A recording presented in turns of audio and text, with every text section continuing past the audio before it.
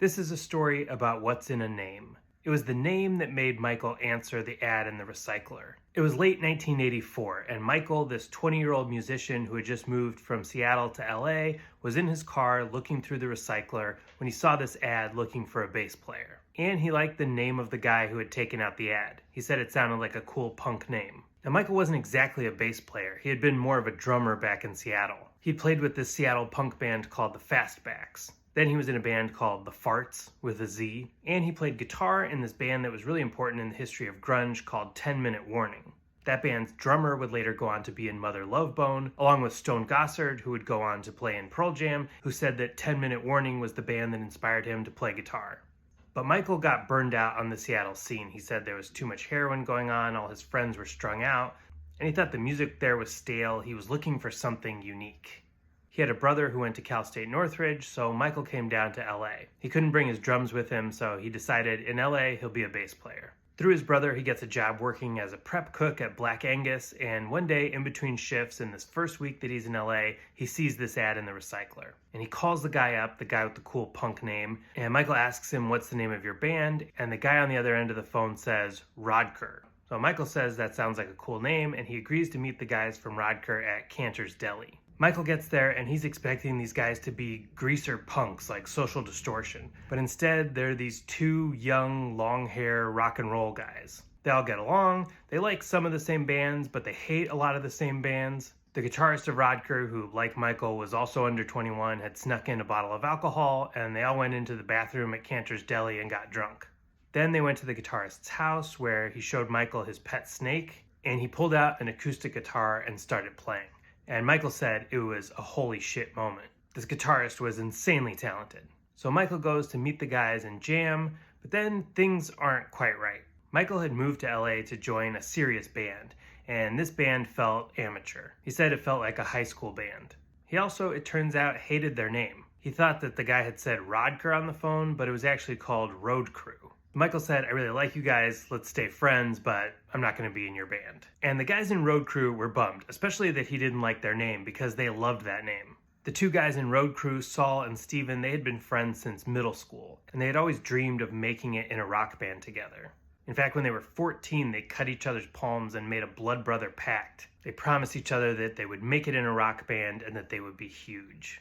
They'd played in some other bands, but they really loved the idea of being in a band together, and they wanted it to be called Road Crew. They loved that so much that they wrote it on the side of Steven's car, a blue 1975 Gremlin.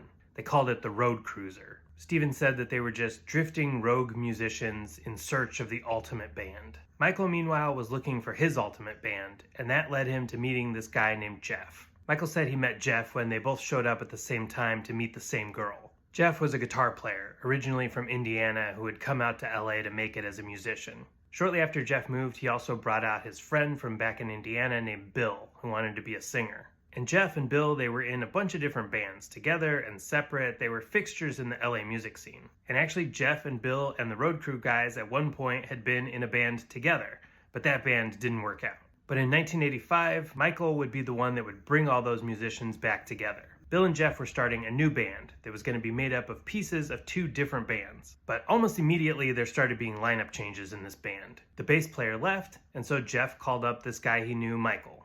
Now right away, Michael really liked the singer in this band, Bill.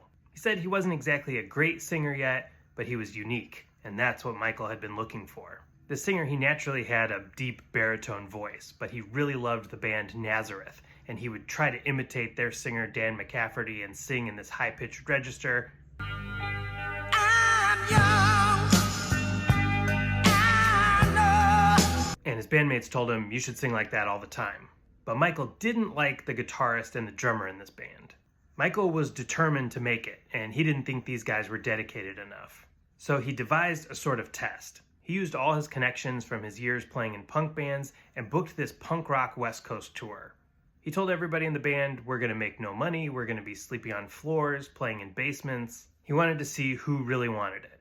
Jeff and Bill said yes, the guitarist and the drummer said no. And that's when Michael said, "I know these two guys who I met when I first moved to LA who are really cool." And when these 5 musicians got together in the same room for the first time, now it was magic.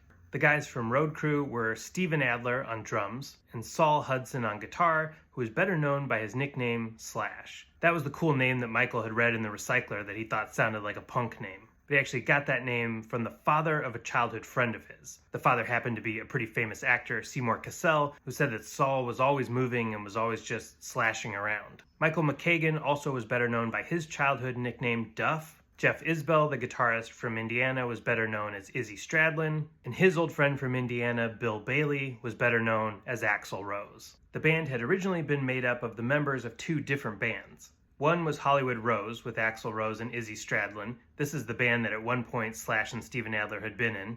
And from LA Guns, although all of those members, including Tracy Guns on guitar, had been the ones that had been removed. But still, the name stuck, and they called themselves Guns N' Roses.